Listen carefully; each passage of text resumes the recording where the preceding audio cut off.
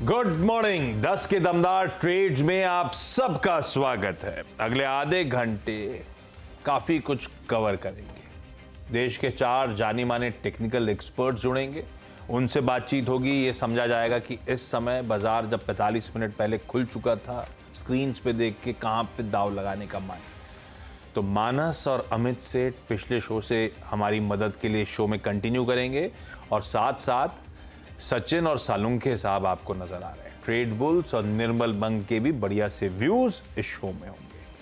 आगे market big voices की कड़ी में बातचीत होगी कंप्लीट सर्कल कैपिटल के मैनेजिंग पार्टनर और सीआईओ गुरमीत चड्ढा से। तो गुरमीत से मार्केट इस समय के कौन सी पॉकेट्स इंटरेस्टिंग लग रही हैं, न्यू एज को लेकर रह रहे की खबरें आ रही हैं, उन सबको टटोला जाएगा। उन सब पे डिटेल में बातचीत होगी। लेकिन पहले मार्केट्स, भाई कुछ नहीं तो back to back 6th straight day है जब भारतीय बाजार इन ग्रीन ट्रेड कर रहे हैं। मोमेंटम स्ट्रांग है।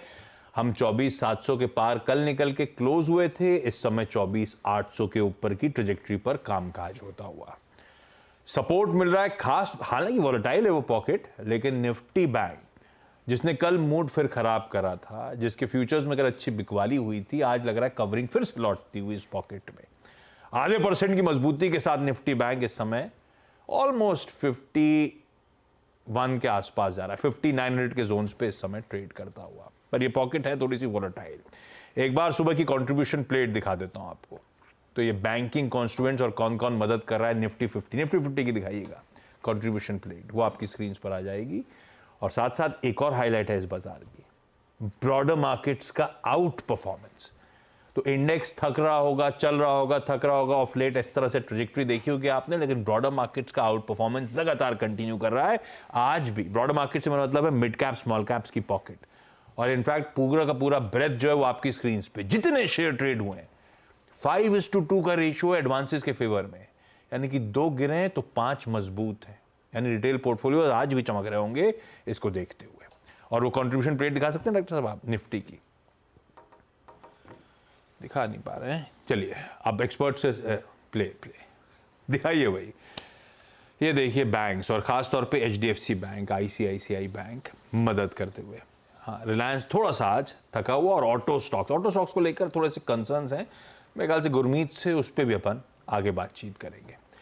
लेकिन अब तक के बाजार के समीकरण बैठ कैसे रहे हैं, सचिन जुड़ रहे हैं तो उनसे जानते हैं। पहले पैनल प्लीज दिखाइएगा स्क्रीन पे। सचिन, रह दे के मोमेंटम तो बढ़िया है।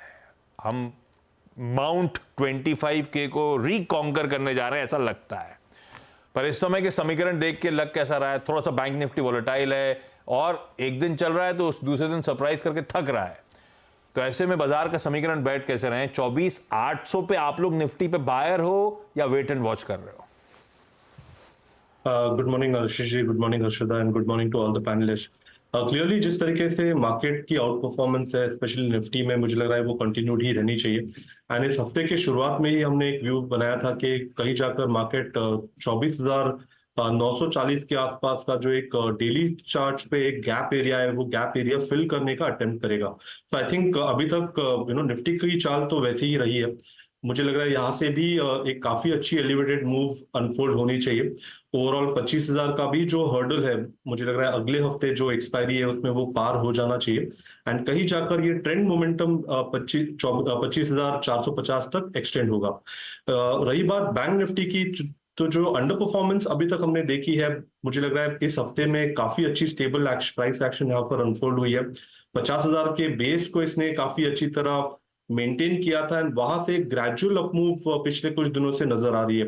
काफी ऑलमोस्ट 3 महीने के बाद अपने 5 and 20 एक्सपोनेंशियल मूविंग एवरेज के ऊपर इसने एक स्टेबिलिटी दिखाई है when it comes to price action.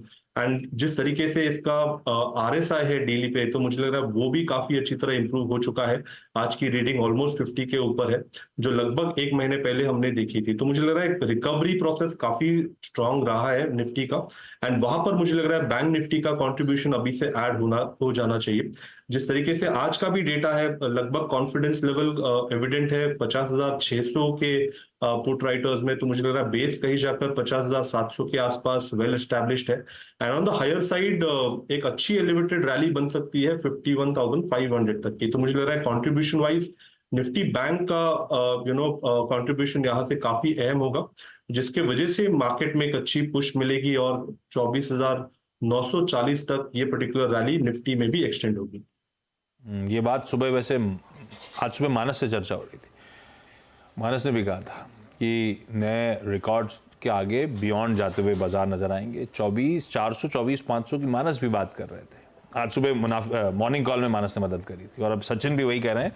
24 कह रहा हूँ मैं, 25,450 ये है सचिन का भी इस समय अब टारगेट, इस मोमेंटम का, इस लेग ऑफ रैली का। तो प्रीवियस हाइज तो भूल जाइए, हम उसके कहीं और आगे तेजी करते हुए नजर आएंगे।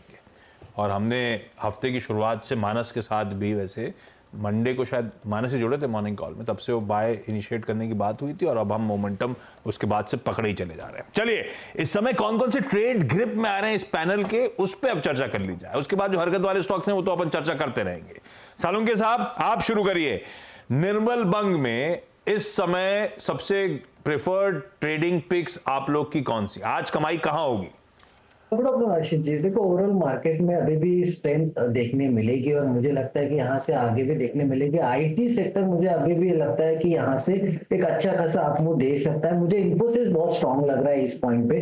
1850 का यहाँ पे इंपॉर्टेंट सपोर्ट देखने मिलेगा आज के दिन में, और मुझे लगता है ऊपर में जो नए हाई इन्फोसिस के रिसेंटली जो हाई बनाया था 1950 के आसपास का, उसको एक बार ब्रेक करने जाएगा तो 1970 के टारगेट के लिए मुझे लगता है इन्फोसिस यहाँ पे बाय करना चाहिए 1850 का स्टॉप लॉस लगा के।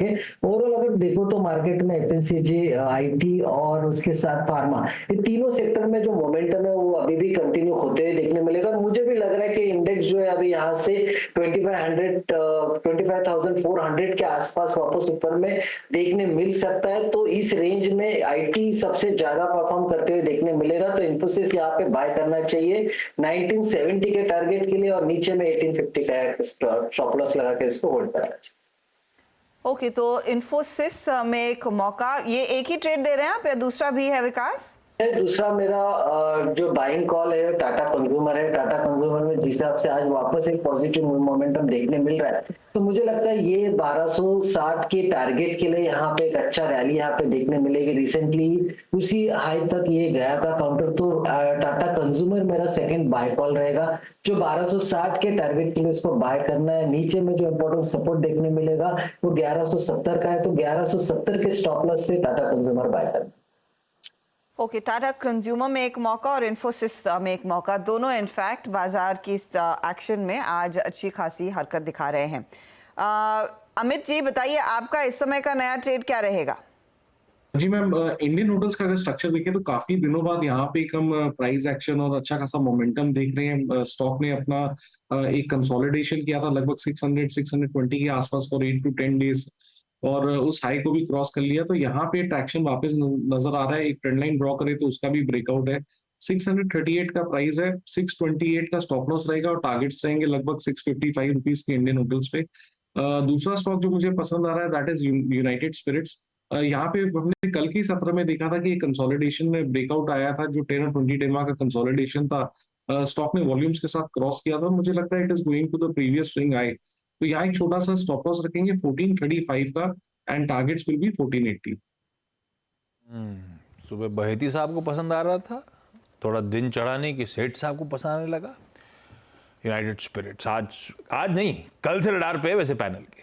कल भी यूएसएल पे टॉप ट्रेड्स आए थे, और आज भी देखिए सुबह से मजबूती के कॉल्स हैं। कल से राइड कर रहे हैं हम, और हम जा रहे हैं इवेंचुअली 1480 की तरफ। मानस, एक बार फिर से आपको गुड मॉर्निंग। वैसे तीसरी मुलाकात है मेरी मानस से। मानस सुबह भी मदद कर रहे थे मेरी। मानस, इस समय के प्रेफर्ड पिक्स? तो गुड मॉर्निंग आशीष जी। तो देखिए, सबसे पहले तो यूपीएल पे खरीदारी करनी है। यूपीएल में एक बड़े कंसोलिडेशन के बाद एक फ्रेश ब्रेकआउट देखने को मिला है, और काफी बेहतर वॉल्यूम देखने को मिले हैं। तो यूपीएल में 574 के स्टॉप लॉस से खरीदारी करेंगे। 605 605 तक के टारगेट्स पॉसिबल है। तो यूपीएल में खरीदारी करनी है। और दूसरा स्टॉक एमएनएम फाइनेंस है, जहां पर अगर आप देखें तो यहाँ पर भी हमने एक बड़ा कंसोलिडेशन देखा था, लेकिन फाइनली फ्रेश ब्रेकआउट पे काफी बेहतर वॉल्यूम देखने को मिले हैं। तो एमएनएम फाइनेंस में खरीदारी करेंगे 311 रुपए के स्टॉप लॉस से 330 रुपए 330 रुपीज तक के टारगेट्स पॉसिबल है। बढ़िया कवरिंग के मूव्स ऐसे एंजॉय कर ही रहा है। ये देखिए अब और तूल पकड़ गया। एमएनएम फाइनेंशियल मानस का प्रेफर्ड पिक ट्रेड लिया जा सकता है। 311 का एसएल लगाइएगा और साथ साथ यूपीएल केमिकल्स ऑफ फर्टिलाइजर्स। आज ब्रॉडर मार्केट में वो थीम तूल पकड़ी हुई है भाई साहब। उससे पिक्स भी आए थे अभी कुछ देर पहले, चंबल वंबल पे बात भी हुई है पिछले शो में। रखिए यूपीएल को भी अपने रडार पे। सचिन से जान लिया जाए ट्रेड बुल्स के इस समय के सबसे प्रेफर्ड आइडिया। सचिन कौन कौन से?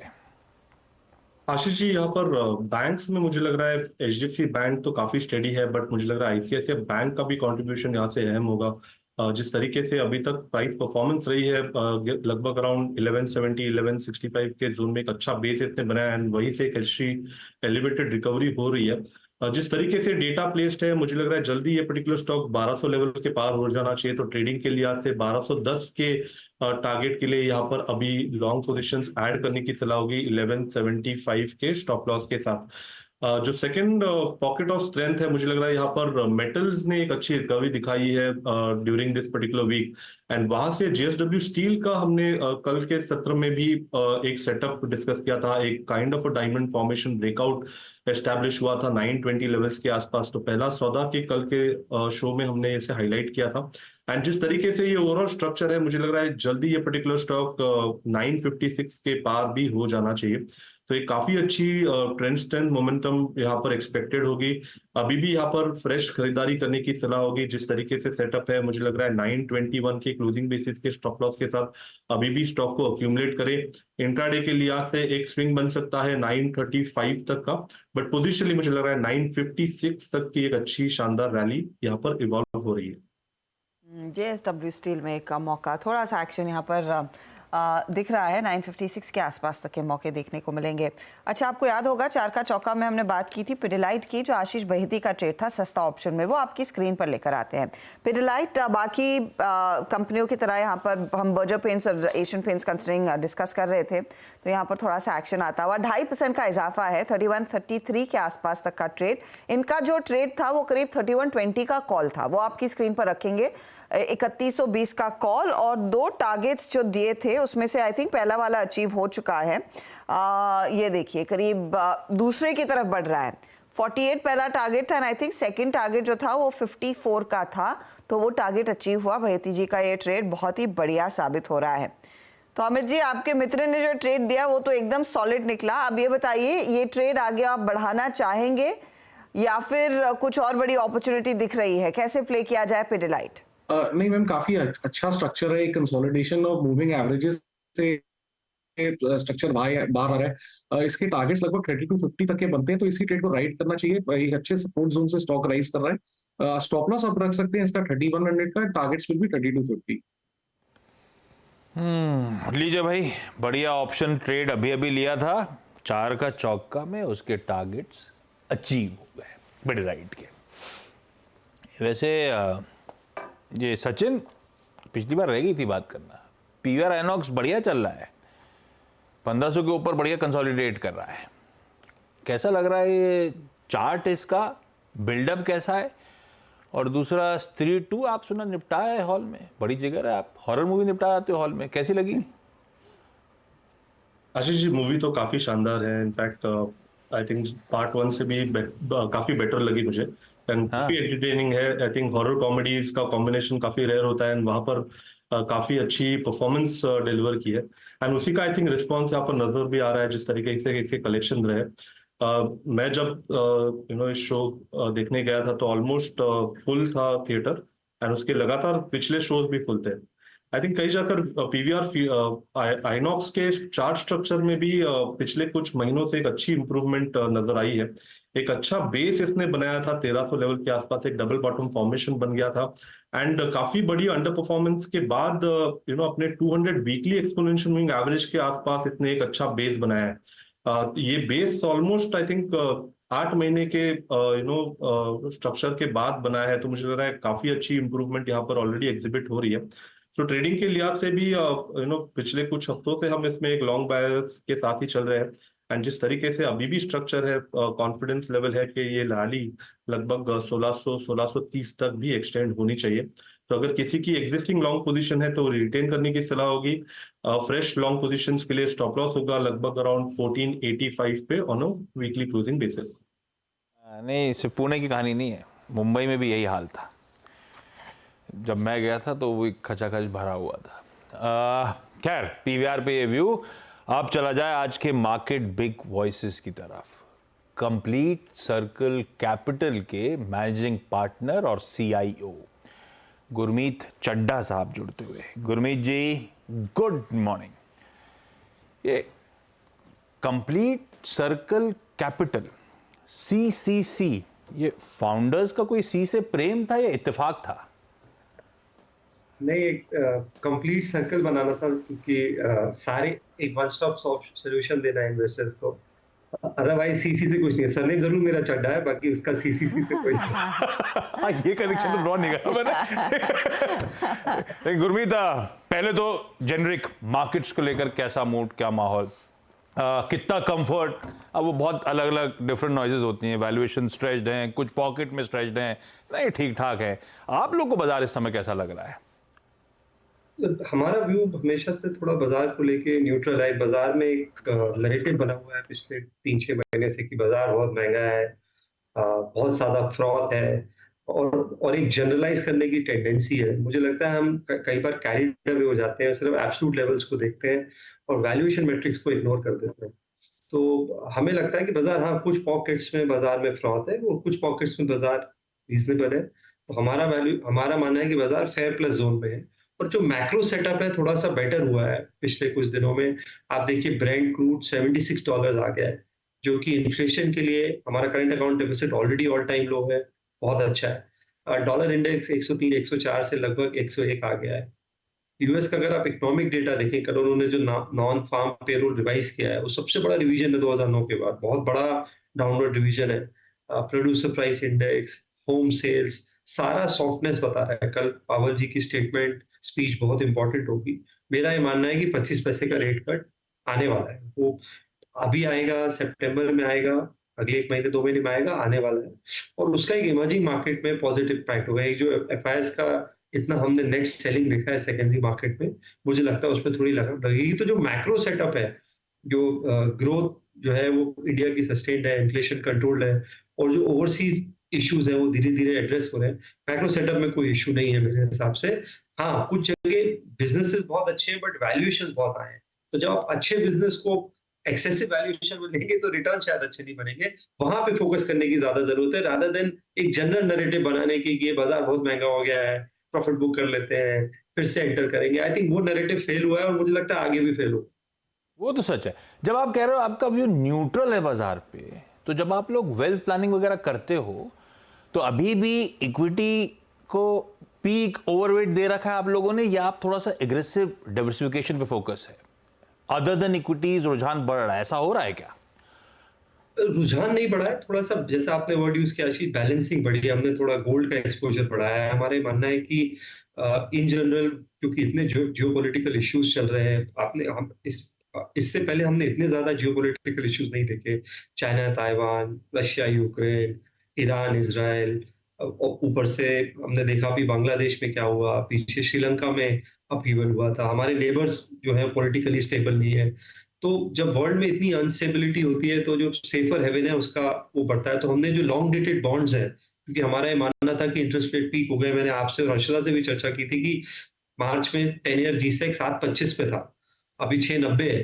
तो अगर आपने बॉन्ड भी खरीदा होता 10 ईयर का तो उसने भी डबल डिजिट रिटर्न बनाया है पिछले 6 महीने में। तो गोल्ड ने अच्छा किया। तो हम थोड़ा सा पोर्टफोलियो को कहते रिस्क मैनेज कर रहे हैं थोड़ा सा, कि कहीं अगर कोई जियोपॉलिटिकल इवेंट आता है, या क्योंकि जो सबसे बड़ी रिस्क होती है वो टेबल पे नहीं होती।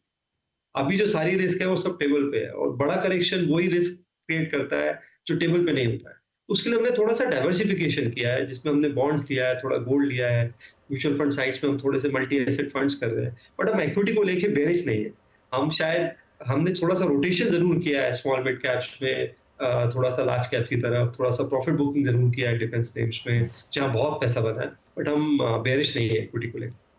क्योंकि आप गोल्ड को लेकर बुलिश हैं, ये कैसे ट्रांसलेट करेगा इक्विटी साइड पर, ये टाइटन, कल्याण ज्वेलर्स, सेंको वाली स्टोरी में? क्योंकि कल हम मनीषा से भी बात कर रहे थे और उन्होंने साफ कहा है कि देखिए कि दिवाली तक के जो $2500 के भाव है वो यहाँ से काफी कई गुना बढ़ने की आशंका बनती दिखाई दे रही है। डिमांड बड़ी है, स्पेशली वो ड्यूटी कट के चलते। वो क्या इनकी अर्निंग्स में आगे प्ले होता हुआ दिखाई देगा, या गोल्ड लोन कंपनियां, उन पर आपकी क्या राय रहेगी?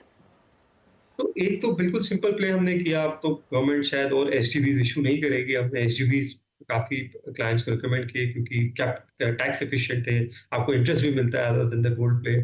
सिंपल गोल्ड ईटीएफ्स लिए जहाँ टैक्टिकल कॉल था, और जैसा आपने बोला टाइटन वगैरह कुछ हमारे पोर्टफोलियो में, जब टाइटन 3000 के आसपास था, थोड़ा करेक्शन मिला तो हमने ऐड किया है। सेंको गोल्ड मेरे हिसाब से लैब डायमंड की स्टोरी ज्यादा है rather than the underlying in terms of the broader driver of the market. मैं नहीं बोल रहा हूँ कि बिल्कुल पे नहीं है सेंको में, तो पर गोल्ड बेस्ड एनबीएफसीज को लेके हमारा व्यू अभी थोड़ा पॉजिटिव नहीं है, क्योंकि आरबीआई थोड़ा सा कंसर्न रहा है लेंडिंग को लेके। कुछ पॉकेट्स में उसमें शॉर्ट टर्म पर्सनल लोन रहा है, गोल्ड बेस्ड लेंडिंग रही है, स्पेशली जो कैश डिस्बर्सल होते थे छोटे अमाउंट को लेके, गोल्ड के वैल्यूएशंस को लेके आरबीआई का थोड़ा कंसर्न रहा है। हाँ, और हमने देखा है कि जहां आरबीआई कंसर्न हुआ है किसी भी पॉकेट में, चाहे वो फिनटेक है, चाहे वो लेंडिंग है, चाहे वो डिजिटल बैंकिंग है, वहां पे सख्त एक्शन देखने को मिला है।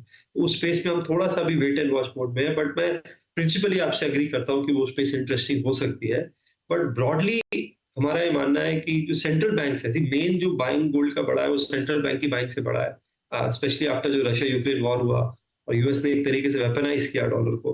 तो सेंट्रल बैंक्स का डाइवर्सिफिकेशन होगा गोल्ड की तरफ, क्योंकि कहीं ना कहीं एक डॉलर की डोमिनेंस को कहीं ना कहीं मुझे लगता है आगे जाके चैलेंज होगा। जिस हिसाब से डेट यूएस में एक्यूमुलेट हुआ है, $35 ट्रिलियन का डेट है। तो सिंपल तरीके से अभी उसको कमोडिटी प्ले करते हैं, और डेरिवेटिव तरीके से हम टाइटन जैसी अच्छी कंपनीज के थ्रू प्ले करना चाहेंगे। अच्छा गुरमीत, एक वो वापस झड़ी लग गई है लार्ज ट्रेड्स की। वो प्रमोटर्स, मार्की इन्वेस्टर्स, एचएनआईज फिर चेकआउट कर रहे हैं। वो लार्ज ट्रेड रोज सुबह रिपोर्ट होते हैं, अनरिपोर्टेड भी कई सारे हो जाते हैं। कैसे आप देख रहे हो? लॉजिकली तो है खतरे की घंटी, पर इससे पहले भी जब ट्रांचेस आए हैं तो बाजार ने इसको मतलब ज्यादा तवज्जो ही नहीं दिया। टेक्स्ट बुक कहती थी कि ये कंसर्निंग सिग्नल्स हैं, ऐसा कुछ हुआ नहीं। आप कैसे रीड कर रहे हो? फिर से झड़ी लग गई है इसको देखते हुए। दूसरा, जब आपकी टीम जाती होंगी एचएनआई से चेक वेक कलेक्ट करने, तो उसी जोर शोर से पैसा दे रहे हैं आप लोगों को, या थोड़ा सा बोल रहे हैं यार रुक जाओ, बाजार बहुत भारी हो गया, थोड़ा रुक जाते हैं, ऐसा हो रहा है?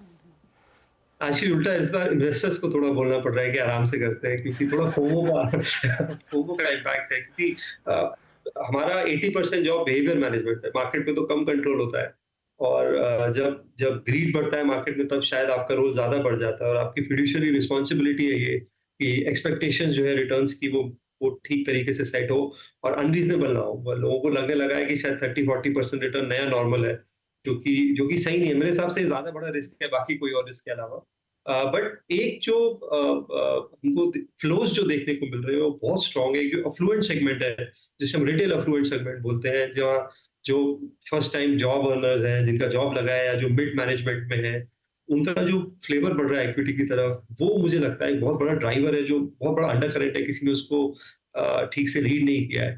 तो जो बड़े फैमिली ऑफिसेज हैं, ट्रेजरीज हैं, वहां तो अच्छे माइंड्स हैं, इंटेलिजेंट माइंड्स हैं, वो प्रॉपर एसेट एलोकेशन करते हैं। जो मिलेनियल्स हैं, जो फर्स्ट टाइम जॉब में आए हैं, या जो फर्स्ट टाइम इक्विटी मार्केट का एक्सपोजर ले रहे हैं, वहां पे थोड़ा सा मुझे लगता है फाइनेंशियल प्लानिंग और एजुकेशन की जरूरत है, क्योंकि वो एक रीढ़ की हड्डी रहे हैं पिछले 2-3 साल में। वो जो एसआईपी बुक में रिफ्लेक्ट कर रहा है, नंबर ऑफ डीमैट अकाउंट्स में रिफ्लेक्ट कर रहा है। तो हम फाइनेंशियलाइजेशन को लेके बहुत ही ज्यादा कंस्ट्रक्टिव है, और चाहे वो डिपॉजिटरी के वे में हमने प्ले किया हो, चाहे वो एएमसीज के वे में हमने प्ले किया हो, चाहे हमने वो आरटीए के वे में प्ले किया हो, जैसे कैंप्स वगैरह है, वहाँ हमारा नजरिया अभी भी काफी पॉजिटिव है।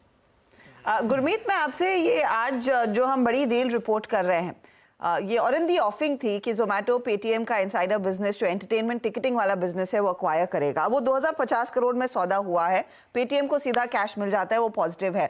क्या जोमेटो वैसा ही कमाल कर दिखाएगा इस बिजनेस के साथ जो इन्होंने ब्लिंकिट के साथ किया था, कंसिडरिंग इनको सीधा टक्कर लेनी है बुक माई शो से, और बुक माई शो बड़ा प्लेयर है, बहुत तगड़ा रेवेन्यू कमा रहा है, इनफैक्ट पेटीएम इनसाइडर से कई गुना ज्यादा है। देखिए, अगर आप उनका ट्रैक रिकॉर्ड देखें, ब्रिकेट को लेके भी मार्केट बहुत कंसर्न था और शेयर प्राइस गिरा था आईपीओ के बाद, आपको ध्यान होगा, बट बहुत अमेजिंग टर्न अराउंड हुआ है। तो मैं इनफैक्ट आशीष की बात को ही बोलूंगा कि आपको जो स्टेक सेल है उनको दो भाग में देखना पड़ेगा। एक जहां प्रमोटर एनकैश कर रहा है, दूसरा जहां पे वो कैपिटल रेज करके ग्रोथ कैपिटल के फॉर्म में कंपनी में फंड्स वापस इन्फ्यूज कर रहा है। तो अगर आप दो में डिफरेंशिएट करेंगे तो आपको वहाँ सिलेक्टिव होना पड़ेगा, आपको केयरफुल रहना पड़ेगा जहाँ पे शायद प्रमोटर आपको सिग्नल दे रहा है। पर दूसरी जगह कुछ कुछ एमएनसीज ने कैश किया। अगर आप देखिए एबीबी है, का ग्लोबल मार्केट कैप 100 बिलियन है, डोमेस्टिक सब्सिडी का यहाँ का वैल्यूएशन 25-30 बिलियन डॉलर हो गया है। तो एक स्टेज पे आप बोलेंगे कि थोड़ा सा मैं कुछ कुछ उसको वैल्यूएशन जो है कर सकता हूँ। बैट ने भी किया 400 रुपए में आईटीसी में, अगर आपने देखा हो, बट हाइंडसाइट में आप देखेंगे तो अभी वो शेयर थोड़ा है उससे भी ऊपर गया है। जोमेटो के केस में मुझे लगता है ये बहुत अच्छा एक्विजिशन है मेरे हिसाब से। जो उनका एक गेटिंग आउट सेगमेंट है वहां पे वो डोमिनेंस करेंगे। और आप देखिए अगर पिछले क्वार्टर के नतीजे, जो क्विक कॉमर्स है वहां पे उनकी ग्रोथ बहुत अच्छी है, 130% था। और बहुत लोग ये मानते हैं कि ये स्पेस 30-40-50% से ग्रो कर सकती है।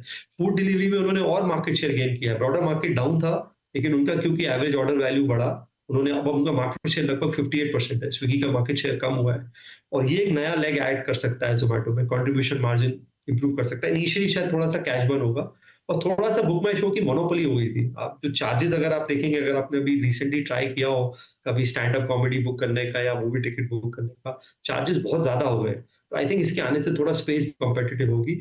और आपने पीयूष गोयल का एक स्टेटमेंट दिखा होगा कल आया है, वो जो डीप डिस्काउंट ई कॉमर्स पे है उसको लेके भारत सरकार का रुख बहुत स्पष्ट है। वो इम्पैक्ट देख रहे हैं छोटे किराना स्टोर्स पे, B2C स्टोर्स पे। ब्लिंकिट जो है वो क्विक कॉमर्स है, वो डिस्काउंटिंग नहीं कर रहा है, कन्वीनियंस फीस ले रहा है। तो मुझे लगता है कि ये पोजीशनिंग और स्ट्रांग होने वाली है जोमेटो की, ऐसा मेरा फीलिंग है। बाकी देखते हैं जैसा प्ले आउट होता है। ठीक है, अगले हफ्ते वीकेंड पे गुरुकुल है और गुरमीत लेने वाले हैं हमारी पोर्टफोलियो कंस्ट्रक्शन पे मास्टर क्लास। गुरमीत, तैयारी कैसे चल रही है? बहुत सिखाना पड़ेगा आपको हम लोग को। नहीं, हम रोज सीखते हैं आशीष जी, हम आपस में रोज सीखते हैं। हम नई कंपनीज को लेके सीख रहे हैं। आप देखिए नजरिया बदल गया न्यू एज कंपनीज को लेके। पहले हम इनको बहुत अलग तरीके से देखते थे 2 साल पहले। और बाजार बहुत बड़ा लेवलर है। बाजार में पहले सब बोलते थे पीएसयूज में पैसा नहीं बनेगा, डिफेंस में पैसा नहीं बनेगा, कैपिटल इंटेंसिव बिजनेस को अवॉइड करिए, टेलीकॉम को छोड़िए। देखिए पूरा नजरिया बदल गया, बाजार आपको सिखाता है। और मुझे लगता है कि एक्सपीरियंस कई बार बैगेज बन जाता है। तो अगर आप कंटिन्यूअसली अनलर्न और रीलर्न नहीं कर रहे हैं तो ये मुझे लगता है आपको पुशबैक करता है एज एन इन्वेस्टर। जिस दिन आपको ये लगता है कि मैं अराइव कर गया हूँ, आई थिंक उस दिन आपका डाउनफॉल शुरू हो जाता है। तो अच्छा है मैं भी दोबारा पढ़ रहा हूँ क्योंकि लोगों को सिखाना है, तो उसमें मेरी भी लर्निंग हो रही है। अनलर्न वाली चिंता मत करिए, हमने लर्न ही नहीं करा था, वो आप लर्न करा दोगे तो वैसे ही काम हो जाएगा।